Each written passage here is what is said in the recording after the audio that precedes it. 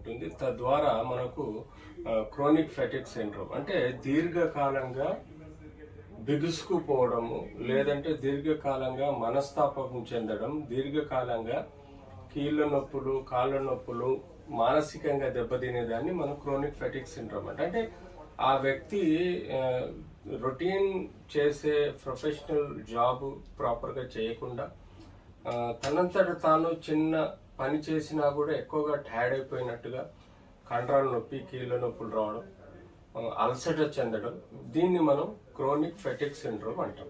So most కామన్గా ఈ రోజున్న సోషల్ ప్రాబ్లమ్స్ ఎంత విపరీతంగా ఉన్నాయంటే ప్రతి ఒక్కరూ సొసైటీలో సఫరింగ్ ఎక్కువ ఉంది.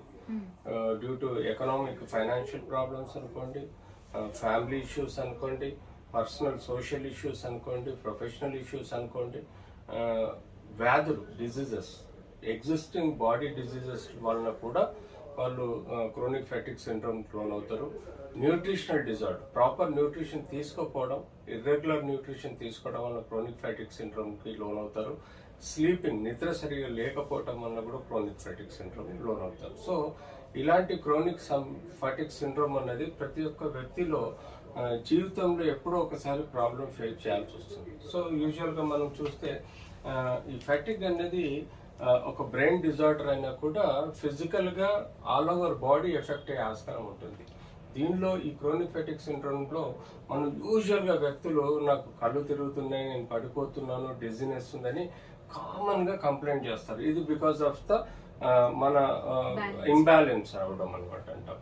తర్వాత వచ్చేసి స్లీప్ డిజార్డర్స్ ఇందాక చెప్తున్నట్టే, అలాగే హెయిర్ లాస్ కూడా వీళ్ళలో ఎక్కువగా కనబడుతుంది. అంతేకాకుండా ఏ పని చేసినా ఎగ్జర్షన్ అయ్యి మ్యాలేజ్ అంటే ఒళ్ళంతా నొప్పులు ఉండటం, కాగ్నిటివ్ అంటే రికగ్నేషన్ ఏదైతే ఉందో ఆ ఇంపైర్మెంట్ అవడం, మడ్లింగ్ వర్డ్స్ అంటే ఇష్టం వచ్చినట్టు ఏదో ఒకటి మాట్లాడడం, అండ్ హెడేక్, కంటిన్యూస్గా హెడేక్ అని కంప్లైంట్ చేయడము, టెన్షన్ ఫీల్ అవడము, అప్పుడప్పుడు డిప్రెషన్ ఫీల్ అవడం, కొంతమందిలో ఫిట్స్ కూడా వచ్చే ఆస్కారం ఉంటుంది. సో ఇందులో హై లో టెంపరేచర్స్ అన్నది కామన్గా మనం వేరియబుల్గా చూస్తాము. విజన్ ప్రాబ్లమ్స్ కూడా యూజువల్గా ఏజింగ్లో కనబడతాయి. ఈ క్రోనిక్ ఫెటిక్ సిండ్రోమ్ 40-50 ఏజ్లో విజన్ ప్రాబ్లమ్స్ కూడా మనం క్యాంకర్ సోర్స్ అంటే ఈ మనకు గొంతులో నొప్పి రావడం, గొంతులో మంట రావడం, ఇట్లాంటివి మనం జనరల్గా ఈ వైరల్ డిజీజ్లో వచ్చే సిమ్టమ్స్ మనకు కనబడతాయి. సో మనకు పాల్పిటేషన్, గుండె దడ, గుండె కొట్టుకోవడం, ఛాతీలో నొప్పి అన్నది కూడా ఇది సైకలాజికల్గా ఉంటుంది, సొమాటిక్గా ఉంటుంది. అంతేకాకుండా సమ్టైమ్స్ ఏజింగ్లో పెథలాజికల్గా కూడా గుండెలో సమస్యలు ఏర్పడే ఆస్కారం ఉంటుంది. వెయిట్ చేంజెస్ ఆబ్వియస్గా